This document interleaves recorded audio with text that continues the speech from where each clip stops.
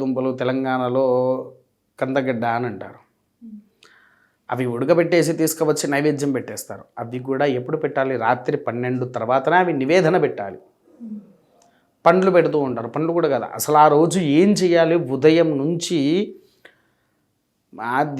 రాత్రి కాలంలో లింగోద్భవ కాలం అయ్యేంత వరకు ఆయన నిత్యాభిషేకంలో ఉండాలి.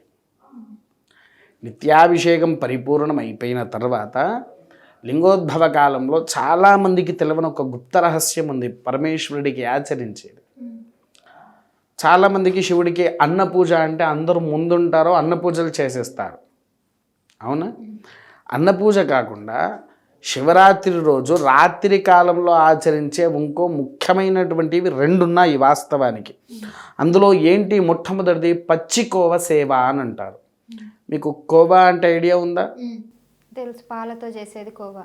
కోవా అది పంచదార కలపకుండా పచ్చి ముద్దలు ఉంటాయి కదా, రాత్రిపూట తీసుకువచ్చి ఆ పచ్చి ముద్దతో పరమేశ్వరుడికి పరిపూర్ణంగా అలంకరించి పండ్లతో కానివ్వండి లేకపోతే వెండి ఆభరణాలు ఉంటే పరమేశ్వరుడి ముద్ర దాని మీద వేయించాలి.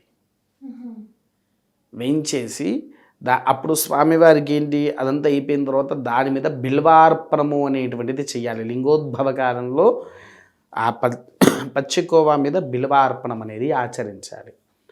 అయ్యా పూర్వంలో పచ్చికోవా లేవు, మీరెందుకు పచ్చికోవా చెప్తున్నారని చాలామందికి ఒక అనుమానం వచ్చేది. పూర్వంలో పచ్చికోవా లేదు అనుకోవడం అసాధ్యం. ఎందుకు అనంటే కొన్ని సందర్భాలలో మనందరికీ తెలిసిందే, ఆవు పాలిచ్చేది పరమేశ్వరుడికి. ఆయన ఏం చేసేది? ఆవు పాలను ముద్దగా తయారు చేసుకొని తన పక్కన పెట్టుకొని తనకు ఆకలి అయినప్పుడల్లా ఆ ముద్దను తినేవాడు.